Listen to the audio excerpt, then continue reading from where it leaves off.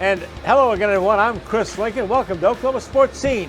Taping here at the We Street Ice Center, the home of the Tulsa Oilers in Tulsa, Oklahoma.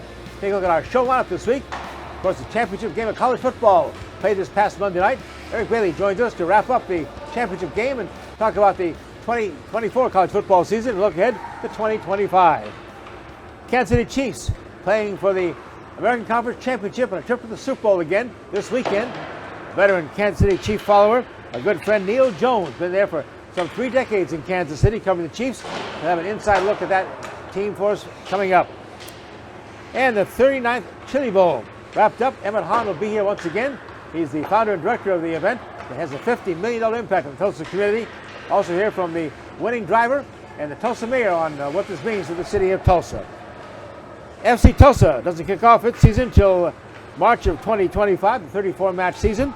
We're going to meet their new director, though, general manager and executive sporting director, Caleb Sewell. Meet him today on Oklahoma Sports Scene. But first, we'll take a look at the Tulsa World Hot Topics. Coming up, our next segment, we'll be joined by Tulsa's world sports columnist Eric Bailey. Wrap up the Monday night college football national championship game between Ohio State and Notre Dame. So the 2024 college football season has officially come to an end as the National Football League just finished its divisional round, now down to its final 4. Take a look at the divisional round game. The AFC Saturday, Kansas City beat Houston 23-14 to move to the championship game. NFC, Washington upset top seed Detroit. What a surprise that was, 45-31. Then the 2 Sunday divisional games, Philadelphia held on to beat the Rams, while it was Buffalo edging Baltimore 27-25. So let's take a look now what's coming up on Sunday, the AFC and NFC championship game. It starts at 2 o'clock on Fox. National Football Conference game, number 6 seed Washington against the 5th seed Philadelphia in Philadelphia. Then at 5:30 on CBS in Kansas City, top seed Kansas City Chiefs take on the 2 seed Buffalo Bills. That again at 5:30 on CBS. Then, of course, Sunday, February 9th, Super Bowl 59 in New Orleans Superdome. AFC champion against the NFC champion. That'll be 5:30 on Fox. By the way, thinking about going to the Super Bowl, the average ticket price is now a record $4,760. That's $4,760. And Fox Networks announced they've sold out all of their commercial time. By the way, a 30-second spot in the Super Bowl, $7 million. How can they charge that much? Well, simply because it's the most watched event in television. In fact, the last 7 Super Bowls have been the '1 watched TV program in the nation. Pittsburgh Steelers, New England Patriots are tied with a record 6 Super Bowl wins. Dallas Cowboys, San Francisco 49ers have 5 each. The Kansas City Chiefs have 4, can move into that 5 with a victory this coming Super Bowl. The Packers, Giants also with 4 titles. 14 other NFL franchises have at least won Super Bowl. Meanwhile, the Detroit Lions, Houston Texans, Cleveland Browns, Jacksonville Jaguars, only teams have never made it to a Super Bowl in now 58 years. The Oklahoma City Thunder's Western Conference leaders have 3 straight home games, hosting the Nets, Jazz, and Mavericks. Close out the month of January with West Coast trips, Portland and Golden State. Tulsa Oilers hockey team hosted the Idaho Steelheads for 3 straight games this past weekend. Lost in 2 shootouts, 2-1 and 3-2. Bounced back on Sunday to win 4-1, with Taylor Boyko stopping 29 out of 30 shots in net. Oilers and Steelheads continue their series with games in Idaho on the 24th and 25th to end the January schedule. February begins at home with 5 games at the BOK Center, hosting Wichita, Allen, Texas, and Utah. We'll come back next, wrap up Monday's college football national championship game, the Buckeyes and the Fighting Irish, when we return. Pitch, Casey lines it down the left field line. Drillers win! Baseball, fireworks, food, and family, it's all in Tulsa at One Oak Field. Score your Drillers season membership today with plans and prices fit for every fan. Whether you want to catch every game or select nights, we know you will have a great time at the ballpark. We're proud to offer a variety of membership options, so don't wait. Contact a Drillers rep who will personally help you find the right plan for you. It's all in Drillville for 2025.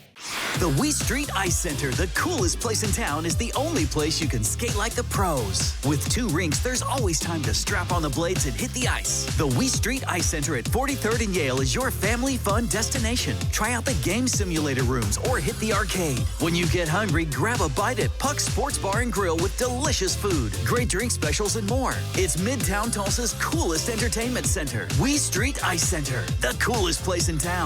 Come get your skate on. Our story. It lives in Tulsa, where the spirit of the past lives alongside us and urges us on toward a vibrant future. Because our story is still being written. It's the story of Tulsa, told by the journalists who live it and love it. Whether it's covering our rich history, bringing you the hidden gems of the food scene, or following the action in local sports. And here, in the Tulsa world, is where it comes to life. The Tulsa Oilers return to the ice for another ice-melting year. He shoots, he scores!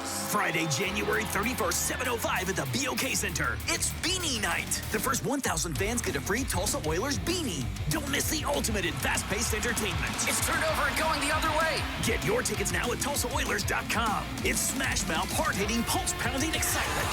Oh, I can feel that one. Tickets at TulsaOilers.com. This is your town, your team, your Tulsa Oilers hockey are back.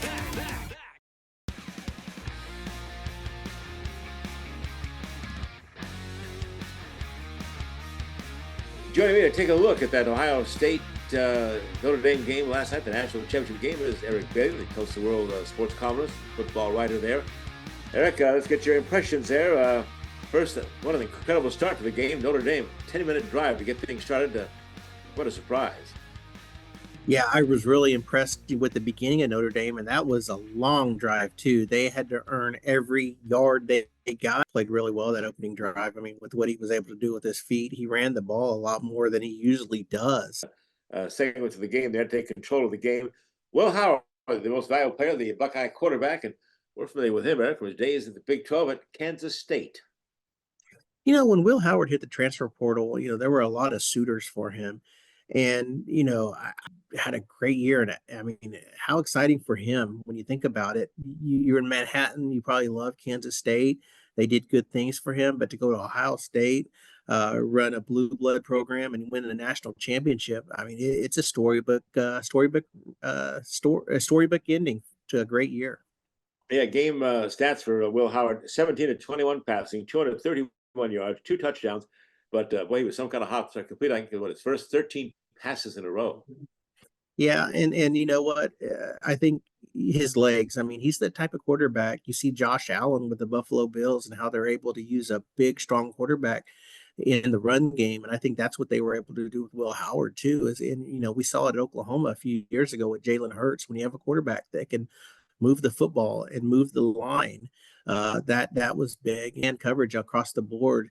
And he knew exactly where he wanted to go, and he laid that ball in perfectly and iced the game basically with that throw. So there was so much to like about Will Howard yesterday. Yeah, 2:45 left when he hit that big 54-yard pass completion to Jeremiah Smith, which truly ended the game. Well, it said the Buckeyes, Eric, paid $20 million for that roster through the NIL and the portal and stuff, and I guess you could say they got their money's worth. That's a great way to put it. And I agree 100%. You look at the money that you can spend on football these days, especially, I mean, this was the one year without legislation capping what you can pay and spend a little bit more. And I think it really proves you get what you pay for. Just like you said, if you can pay some of these best players to come to your school, you're going to have success. And I think Ohio State really laid out a blueprint for that. Amazing how a few games can turn things around. November 30th, Michigan came to Columbus, upset Ohio State, the 4th straight win for Michigan, or as the Buckeye fans call it, that team up north. Everybody wanted to fire Ryan Day, their head coach. And now the 45-year-old was second youngest coach after Urban Meyer at Florida to win a national championship. And I'm happy for Ryan Day and his family. I mean, can you imagine? I know it's not easy being a college coach, but when you're a college coach at an Ohio State, an Oklahoma, a Notre Dame, one of the blue bloods, you're under the microscope. And when you lose that rivalry game over and over, it really stands out. And I think that was tough. And if you would ask Ohio State fans the day after the Michigan game, what do you feel about Ryan Day? It wouldn't have been good. And I think that was so because of that. It's more than X's and O's. It's going in there and getting those guys to believe and bought in. And I think that was what he was able to do this postseason. Yeah, that devastating loss to Michigan. Ohio State, rather, they came back to win very impressively. They beat Tennessee, Oregon, Texas, and then Notre Dame for the national championship. Won 5 games this season against top 5 ranked teams. Never happened before in college football. And you look at it, when the 12-team playoff came out, everyone said, well, this team has the easy path. This team has the easy path. You know what? Ohio State took the hardest path, not by choice. It was all laid out in front of them. But to beat those teams, I mean, Oregon and what they were able to do all year, Texas is a great team. And then to cap it off with the Notre Dame, who, many didn't expect Notre Dame to be in that championship game too. So, the 12-team playoff is really set up interesting. It makes it intriguing football. It's games we wouldn't have seen. And, when you have, great, quarterfinal games, it really makes it fun. I was excited about this 12-team playoff and what they were able to put together this year. We talked last week with Bill Hancock, of course, the executive director for so many years, the college football playoffs, a good friend of all of ours in Oklahoma, especially. But I asked Bill about all the criticism that's coming around about the first 12-team playoff. Changes should be made. Let's make changes. What do you want to do? I asked Bill Hancock what his thoughts were. Listen, everybody, chill out. We've only had one of these. Let's take our time and see how it looks in a couple of years. If we made a mistake back in the BCS days, it was changing too often. Let's let it settle in. Let it cook a little bit. So I would not favor any changes. Well, would Eric Bailey favor any changes at this point? It's only a 1-year run, so we really need to see this thing play out. But I would not want any changes at all. I think you got the 12 teams you needed to get in. There was always going to be people complaining, saying we deserve to be that 12th team or we deserve to be that 11th team. There's always going to be talk about that. But you know what? We would have had that with the 4-team playoff, and we had it when it was just 2 teams. Let's just be thankful that we have a playoff, that we could determine a true champion on the field. So many years that, it came down to pollsters. And I'm glad that system's gone, because we can actually see what happens on the field. It's not a mythical national champion anymore. It's an actual earned national champion. So these 12 teams went out there. They knew the road in front of them. Everyone has the same rules. Now, if there's one thing I would look at a little deeper, it's given those conference championships an automatic bye. I think some of these schools earn a bye ahead of these conference champions, but that's just ticky-tack. You can look at that, and there'll always be discussion about that. There'll always be controversy about that. But I think if you're going to fine-tune anything, you look at the conference championships. I don't know if they deserve a bye or not. To get that home field advantage. I think that some of these other schools might have a stronger resume, even though they may not have won a championship. Heck, look at Ohio State. There'd be a good argument for them that they deserve one of those top 4 picks after the year that they put together. It was all said and done last Monday night in Atlanta, Georgia. It was Ohio State 34, Notre Dame 23, and the Buckeyes celebrated a 9th national championship. Eric Bailey, thanks for joining us. Appreciate your insight throughout the football season. So we can get our teams a little better season for 25. Thanks a lot, Chris. It was a tough year, but you know what? Football season will be back in September or October, late August, and everyone will be excited again. Come right back. Talk Kansas City Chiefs football. They're playing for another conference championship this weekend. Neal Jones, former Tulsan, been up in Kansas City for over 3 decades. We're going to talk about the Chiefs next on Oklahoma Sportscene. The Oklahoma Sports Hall of Fame, home of the Paycom Jim Thorpe Award, is a treasure trove of memorabilia honoring Oklahoma sports legends. For museum hours or to schedule a tour, go to oklahomasportshalloffame.org. Founded in 1960, Ed Bashira's formal wear and fine clothing has been dressing gentlemen for over half a century. We are family owned and operated, offering premium brand tuxedos and accessories in our Tulsa store on South Harvard.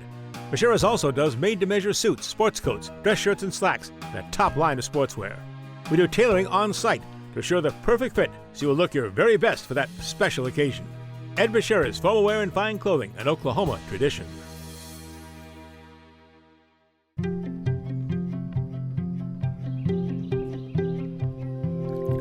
As the sun rises over eastern Oklahoma, we are devoted to one thing: improving the health of our communities, our home. We are your friends, your neighbors. We are the people of St. Francis. It's that time again, Tulsa. Your Tulsa Oilers indoor football team is back. Season kicks off Saturday, April 19th at the BOK Center, where your Oilers look to take down the San Antonio Gunslingers. Let's pack the house and start some ruckus. Season tickets start at just $9 per month with all home games on Saturdays. Experience the lightning-fast, hard-hitting, pad-popping excitement of professional indoor football. Get your tickets now at TulsaOilersFootball.com. That's TulsaOilersFootball.com. Saturday, April 19th. Join the Oilers action.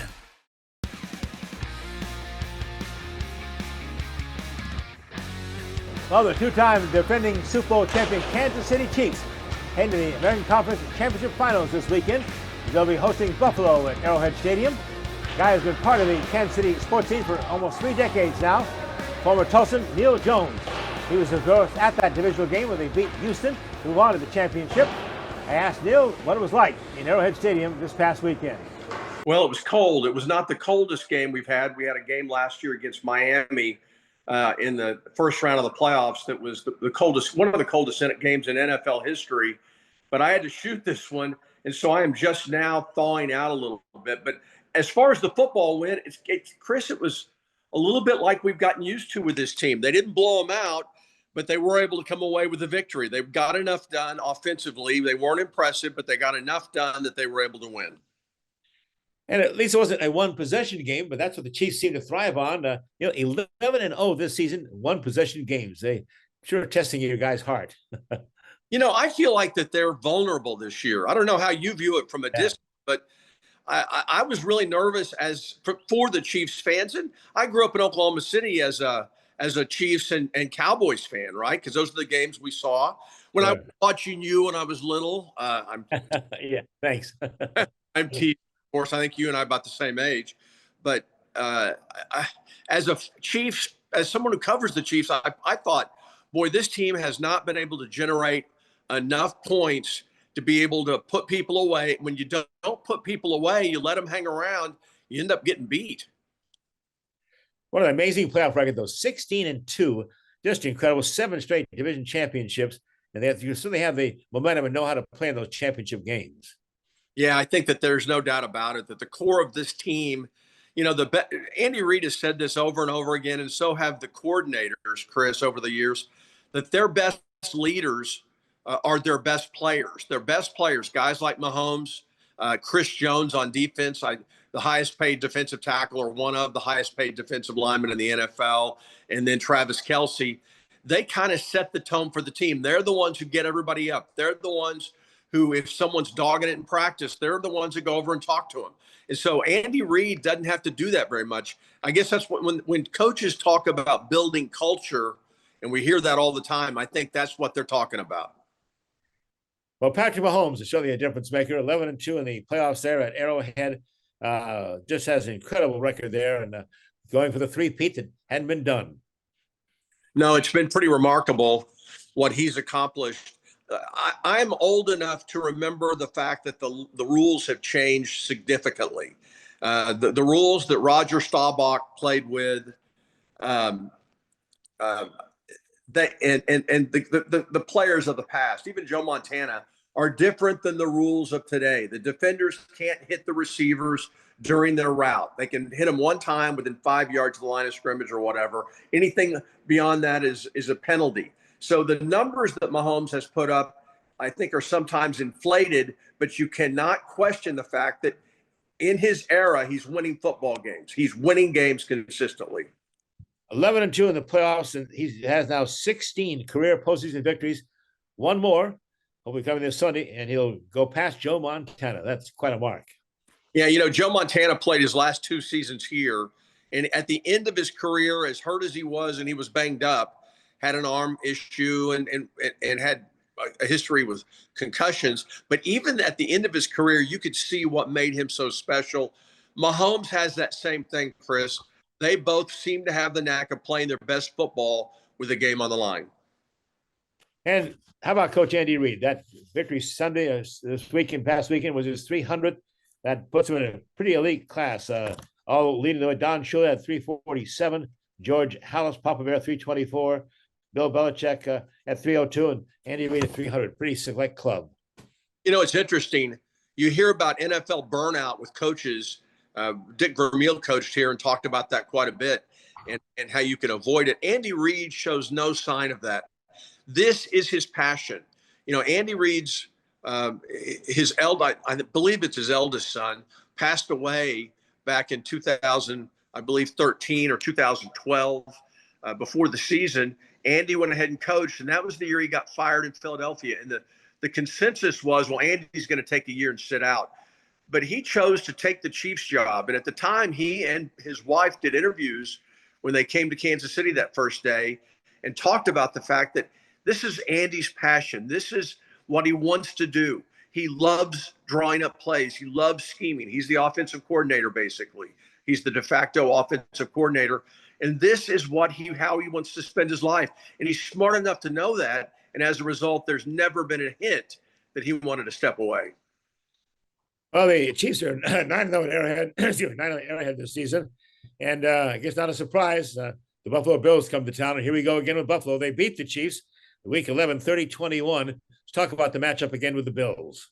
Well, the Bills' offense did not look nearly as good yesterday against Baltimore. And I don't know if that's because Baltimore did such a great job or the fact that Buffalo just was not able to execute. But and it might have been the weather. I mean, it was one of the coldest days of the year for the NFL yesterday, that game up there. And it was also pretty windy, which can affect passing. But the bottom line is the Bills looked a little more beatable. When they beat the Chiefs earlier this year, Chris, they dominated. Their defense dominated, had multiple interceptions of Patrick Mahomes. And the Chiefs never had an answer for the running of Josh Allen. Josh Allen, a big, strong guy who loves to run. He doesn't dance around. He runs over you.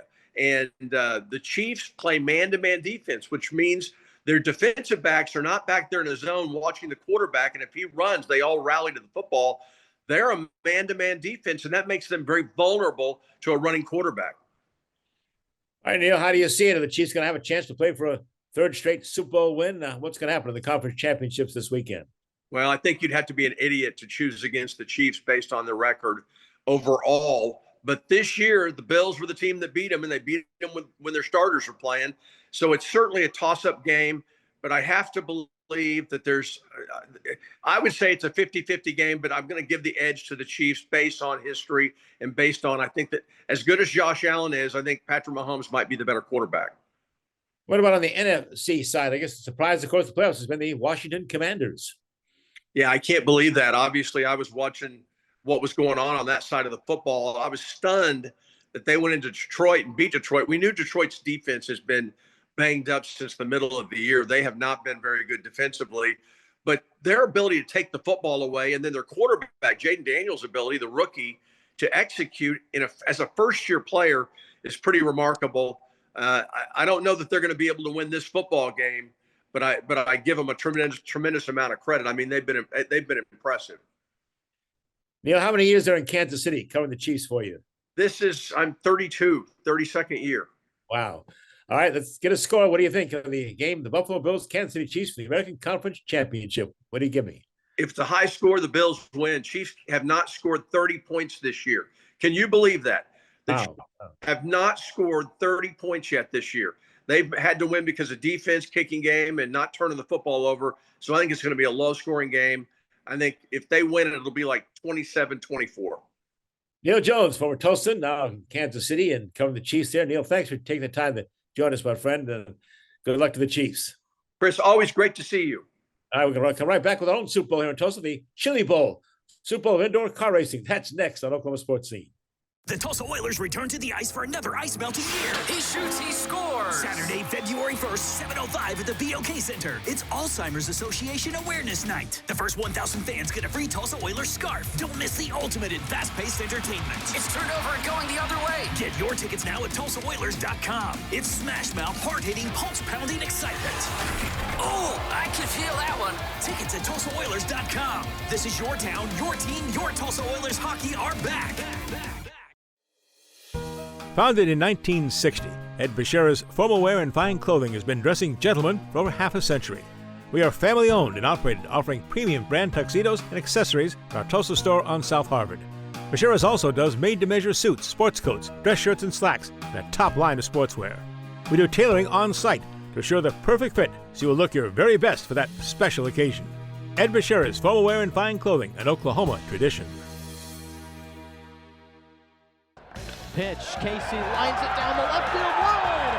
Drillers win. Baseball, fireworks, food, and family, it's all in Tulsa at One Oak Field. Score your Drillers season membership today with plans and prices fit for every fan. Whether you want to catch every game or select nights, we know you will have a great time at the ballpark. We're proud to offer a variety of membership options, so don't wait. Contact a Drillers rep who will personally help you find the right plan for you. It's all in Drillville for 2025. The Wee Street Ice Center, the coolest place in town, is the only place you can skate like the pros. With 2 rinks, there's always time to strap on the blades and hit the ice. The Wee Street Ice Center at 43rd and Yale is your family fun destination. Try out the game simulator rooms or hit the arcade. When you get hungry, grab a bite at Puck's Sports Bar and Grill with delicious food, great drink specials, and more. It's Midtown Tulsa's coolest entertainment center. Wee Street Ice Center, the coolest place in town. Come get your skate on.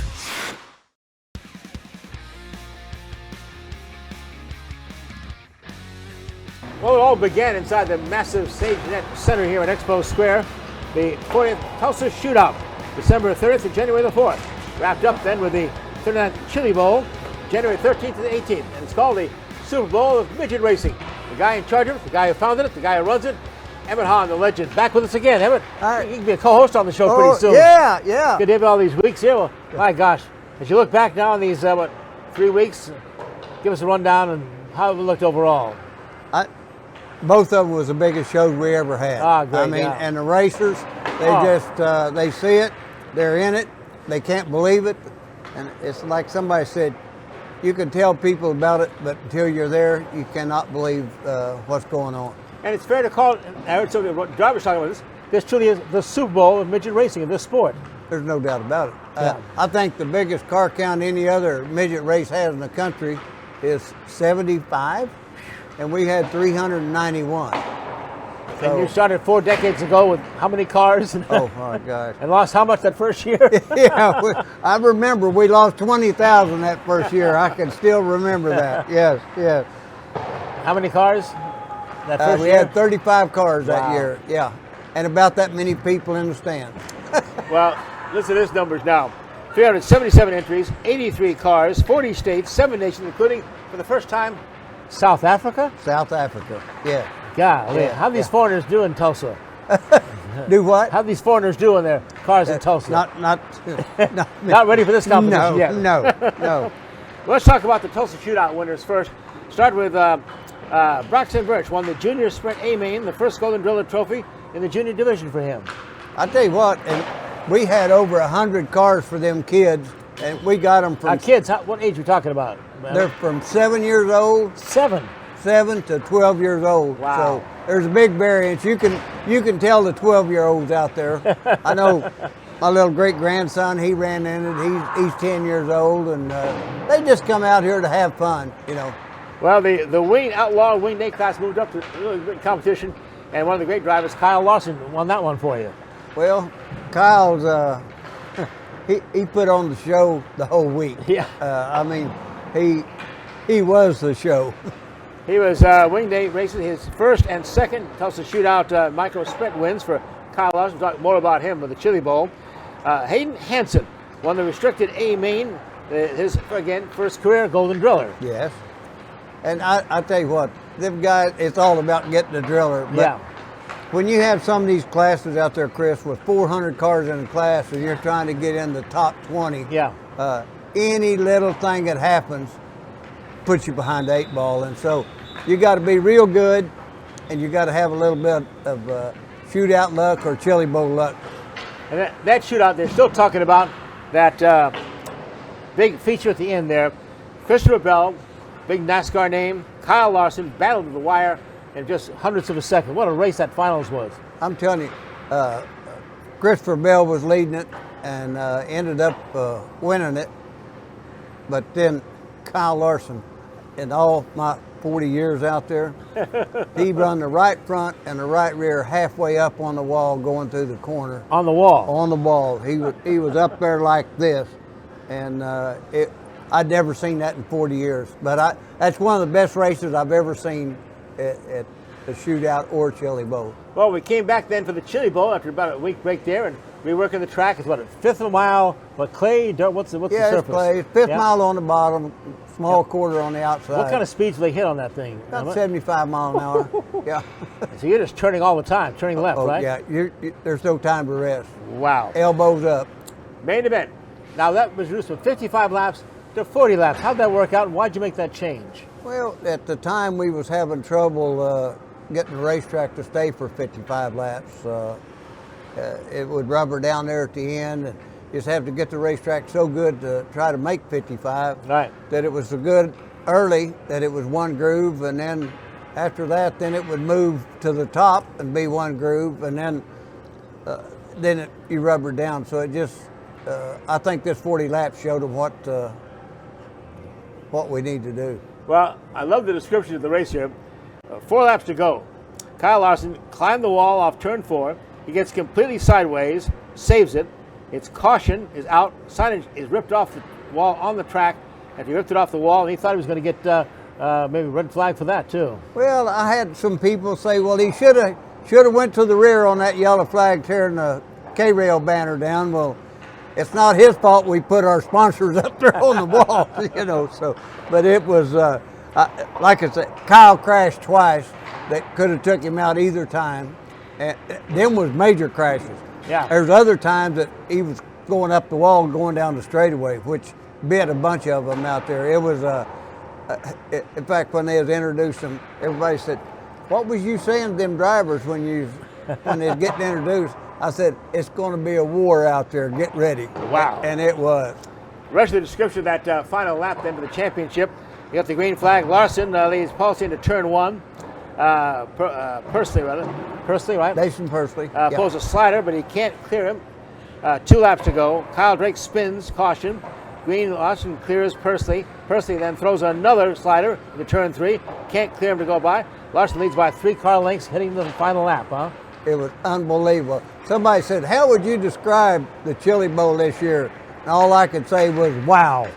And that finals for the Chili Bowl, Saturday's A feature had 7 first-time starters in the feature. That's unusual, isn't it? Yes, and the 57 car, I don't even remember his name. He was front row outside, and that's only the second time he'd been in the midget. First time was here last year. That's Montana's Joe Perry? Is that something like that? So, but he done an outstanding job. He was up there with Kyle and all of them. The one I felt sorry for was preliminary night. Christopher Bell, they was running first, second, and third. He was leading it, and right there at the end, he got shuffled back to third, which didn't get him locked in. Had to start in a B feature and won it. Then he had to start 11th or 12th, and them guys are so fast. He couldn't move that much. Boy, the fans are having a great time too. What a great spectacle for all the race fans, huh? Oh my God! They came with horns this year. Oh my God! They still have hear them. Yeah, they have a party there, and then get to see a good race too. We're going to come back, take a break, and we come back. Thomas Walking Stick, our camera guy, was out there at the shootout and also the Chili Bowl, shot the finals, and had a chance to talk to the winner, Kyle Larson, also to our mayor of Tulsa, get his idea of what the impact is on the city of Tulsa on the Chili Bowl and the shootout. More with Emmett Hahn. Come back after this break. Our story, it lives in Tulsa, where the spirit of the past lives alongside us and urges us on toward a vibrant future. Because our story is still being written. It's the story of Tulsa, told by the journalists who live it and love it. Whether it's covering our rich history, bringing you the hidden gems of the food scene, or following the action in local sports. And here, in the Tulsa world, is where it comes to life. The Tulsa Oilers return to the ice for another ice melting year. He shoots, he scores. Sunday, February 2nd, 3:05 at the BOK Center. It's Family Fun Day. The first 1,000 fans get a free mini Zamboni coin bank. And don't forget to stay after the game and skate with the players. Don't miss the ultimate in fast-paced entertainment. It's turned over and going the other way. Get your tickets now at TulsaOilers.com. It's smash-mouth, hard-hitting, pulse-pounding excitement. Ooh, I can feel that one. Tickets at TulsaOilers.com. This is your town, your team, your Tulsa Oilers hockey are back.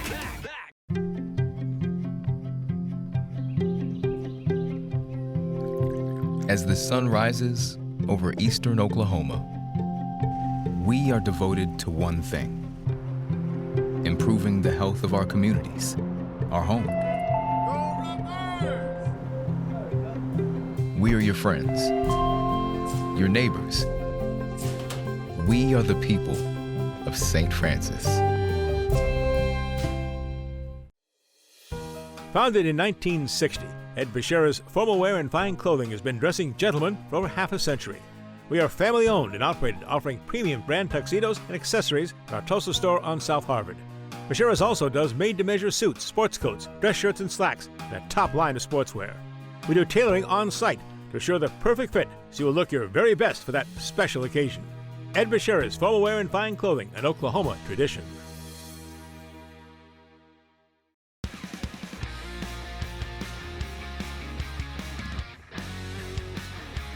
And we're back on Oklahoma Sports Scene with a regular guest now, Emmett Hahn, of course, the founder, director of the Tulsa Shootout and the Chili Bowl, just wrapping up here. Emmett, again, such success, and this keeps getting better and better, it seems like every year. This is the best it's ever been this year for Shootout and Chili Bowl, and it's like the racers and our people.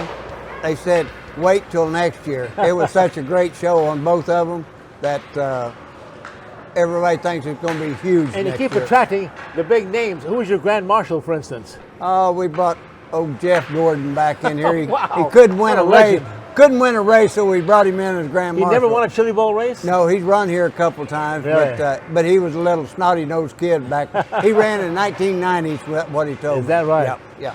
Well, it goes back, and we've heard this several times, people saying that the Driller Trophy is tougher to win than the Borg Warner in Indianapolis or Daytona 500 at times. There's so many is laps. tough. Yeah, I mean, you got Daytona and Indy, you got 30-some cars, and here you got 400, you know, and anything can happen. I mean, when you get on a little bull ring like that, it's you can be a hero 1 second, and the next second you're a zero. Well, after that 40-lap main feature, what a feature race it was. Our man Thomas Walkingstick was there at the winners' press conference.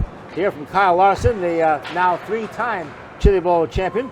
He's in the center of the picture. Then the runner-up there, Jason Persley, in his first feature to start. He's to the right, and the third-place finisher was Shane Gobeck.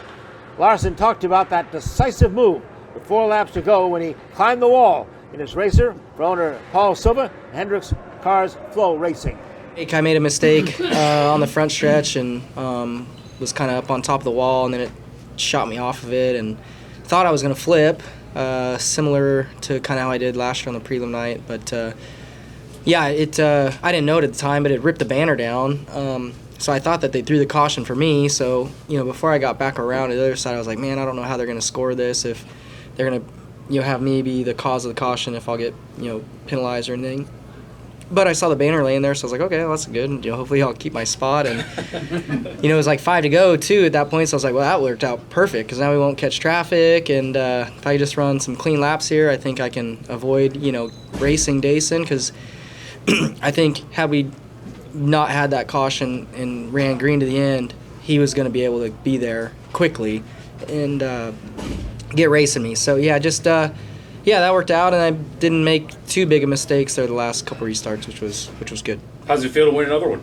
Yeah, it feels good. It's they're all 3 different. Like the first one was just a big hurdle to get over mentally. I feel like to get win in here finally, and then then the next year meant a lot because we didn't have the best car of that race, but we played defense really well and was able to get the win. And then tonight, the track was challenging to make a lap by yourself. So, when you can win a 40-lap race on a track that challenging, it's pretty cool. Well, these guys are so cool. I don't know how they handle like that, but again, you said you've never seen something like that. Kyle Larson up on the wall, not just 1 race, but 2 races. The crowd there was just like me. They couldn't believe what they were seeing. It was absolutely unbelievable. Never seen a dirt race like that in my life. Incredible. Well, something else that's pretty incredible, pretty cool too, is the economic impact that Emmett Hahn, his shootout and Chili Bowl have brought to the city of Tulsa and the surrounding area. And Thomas Watson had a chance to visit with our new mayor of Tulsa, Monroe Nichols, who got a ride, by the way, right, in one of your 2-seater cars for the races. Yeah. And asked him about the impact of this big event here in Tulsa. Oh, it's an amazing event. You know, I looked before we had the press conference on Monday, on yesterday. I think a $50 million economic impact. We got people from all across the country who come here. Every year, I think all the reserve seats are actually sold to people who are actually from outside of Oklahoma. This is one of the best sporting events in our state every year because people come from all over to Tulsa, Oklahoma, every year for almost the last 40 years to come to the Chili Bowl. And I mean, to me, there's nothing cooler than that. Yeah, a really special moment too, and great to honor the memory of your late wife, Fuzzy Hahn, who was such a big race supporter and does everything for you, I know too. And a nice trophy presented. They said honored the trophy in her name, presented to the best female driver performance.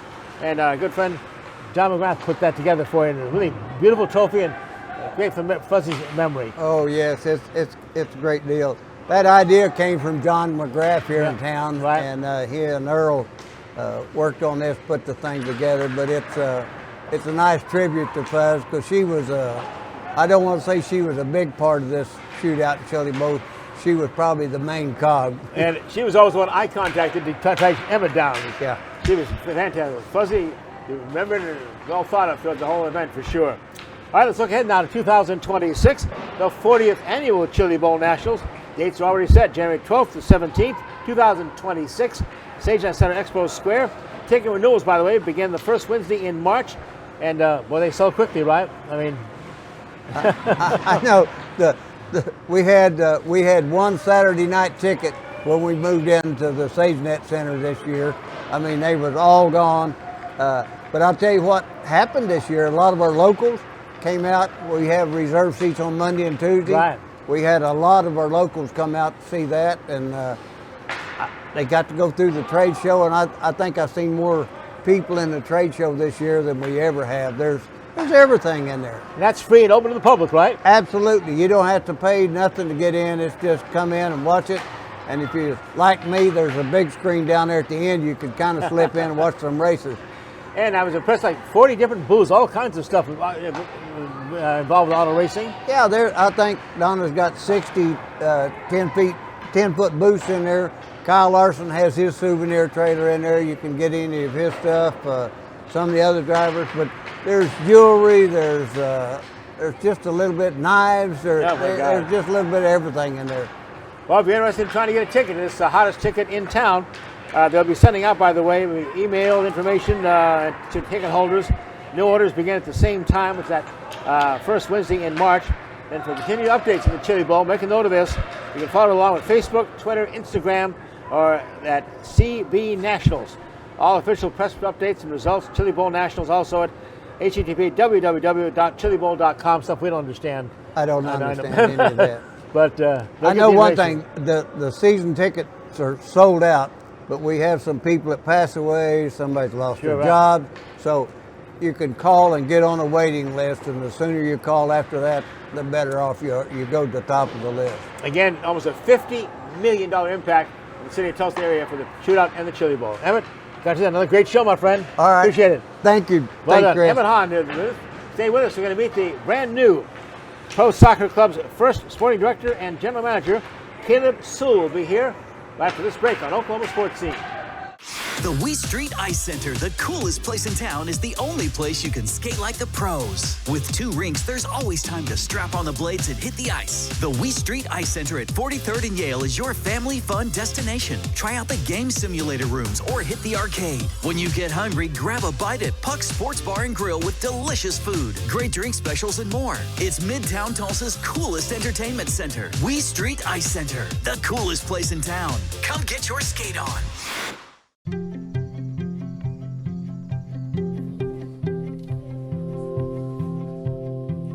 Around the clock, throughout eastern Oklahoma, we are devoted to one thing: improving the health of our communities, our home.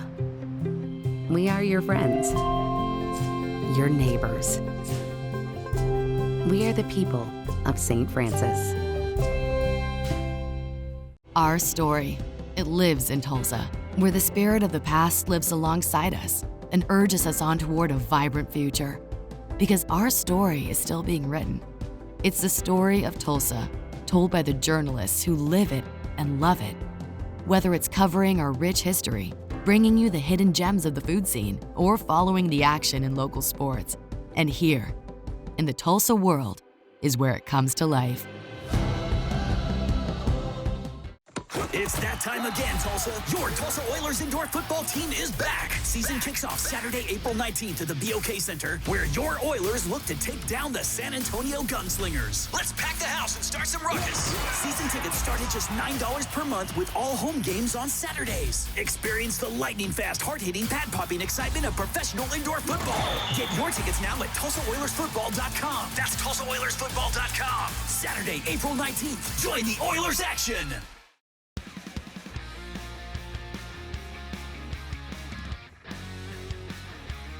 Tulsa's premier professional soccer league team, the FC Tulsa Group, playing the United Soccer League Championship League, just hired a first sporting director and general manager.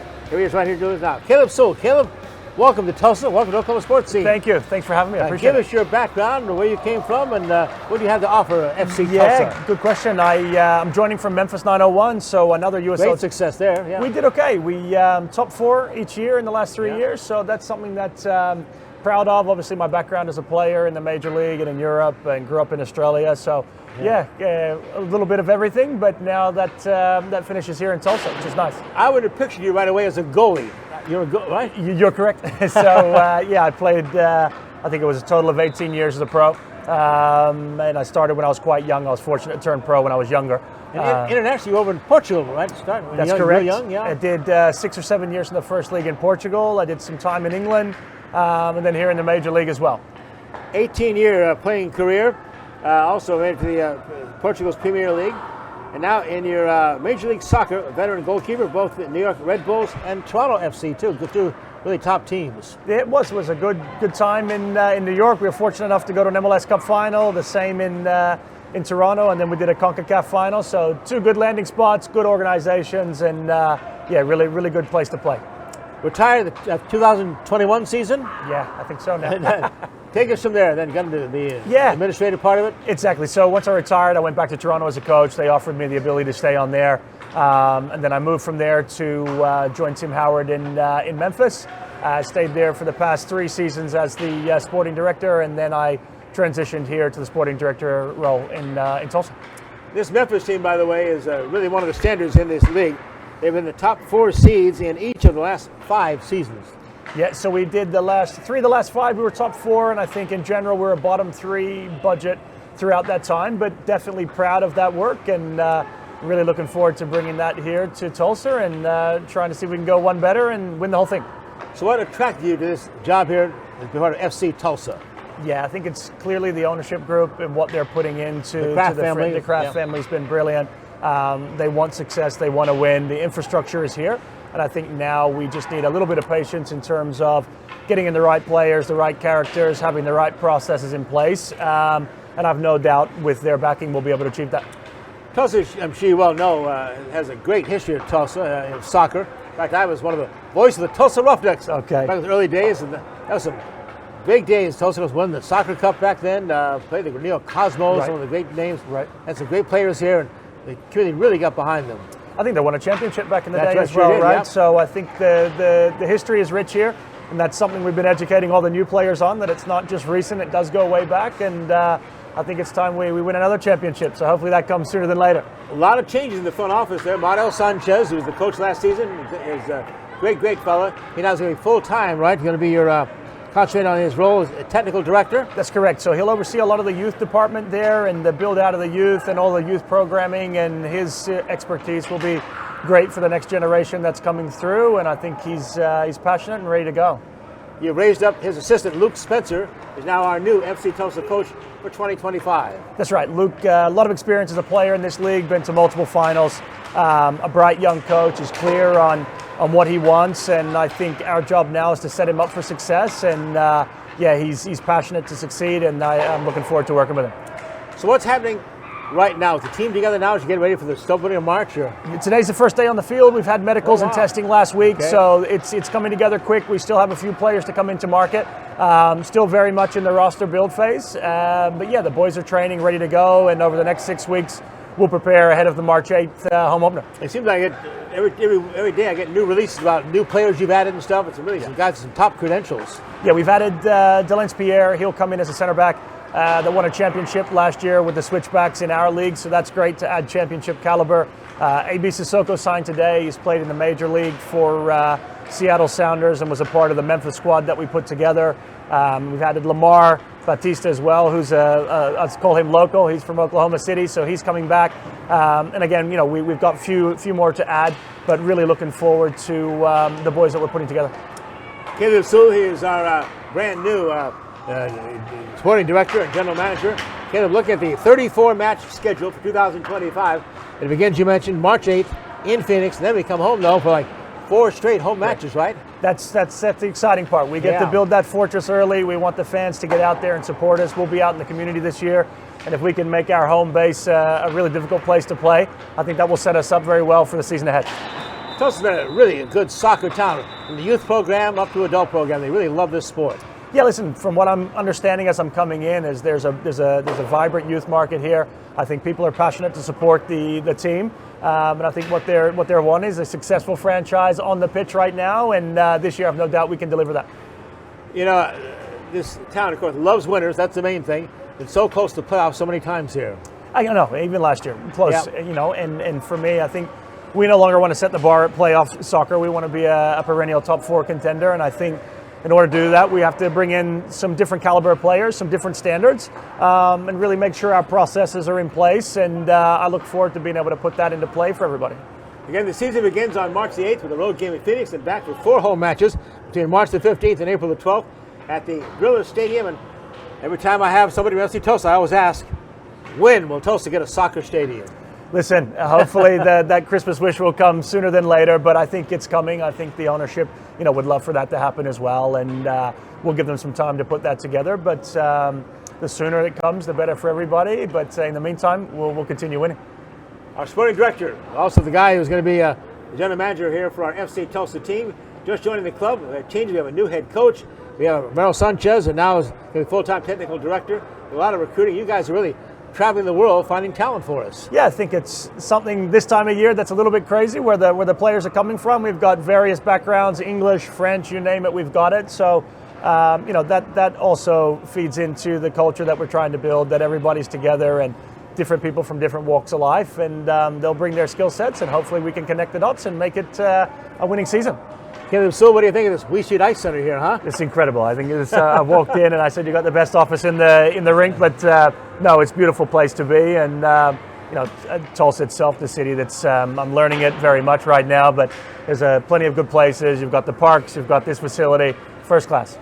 Caleb, welcome to Tulsa. Welcome to Oklahoma Sports Scene. Thanks so much for having me. Appreciate it. Caleb Sewell, follow FC Tulsa this season. Again, soccer starts in March here in Tulsa. Right back to wrap things up after we take this final timeout. Pitch, Casey lines it down the left field line. Drillers win! Baseball, fireworks, food, and family, it's all in Tulsa at One Oak Field. Score your Drillers season membership today with plans and prices fit for every fan. Whether you want to catch every game or select nights, we know you will have a great time at the ballpark. We're proud to offer a variety of membership options, so don't wait. Contact a Drillers rep who will personally help you find the right plan for you. It's all in Drillville for 2025. The Wee Street Ice Center, the coolest place in town, is the only place you can skate like the pros. With 2 rinks, there's always time to strap on the blades and hit the ice. The Wee Street Ice Center at 43rd and Yale is your family fun destination. Try out the game simulator rooms or hit the arcade. When you get hungry, grab a bite at Puck's Sports Bar and Grill with delicious food, great drink specials, and more. It's Midtown Tulsa's coolest entertainment center. Wee Street Ice Center, the coolest place in town. Come get your skate on. Our story, it lives in Tulsa, where the spirit of the past lives alongside us and urges us on toward a vibrant future. Because our story is still being written. It's the story of Tulsa, told by the journalists who live it and love it. Whether it's covering our rich history, bringing you the hidden gems of the food scene, or following the action in local sports. And here, in the Tulsa world, is where it comes to life. The Oklahoma Sports Hall of Fame, home of the Paycom Jim Thorpe Award, is a treasure trove of memorabilia honoring Oklahoma sports legends. For museum hours or to schedule a tour, go to oklahomasportshalloffame.org.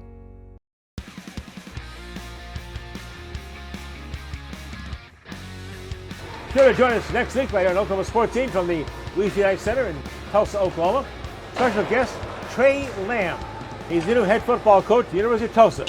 Young guy, a lot of enthusiasm. In fact, he's already told the fans, we're going to a bowl game in 2025. Meet Coach Trey Lamb next on Oklahoma Sports Scene. See you next week. Until then, as we always remind you, be a good sport.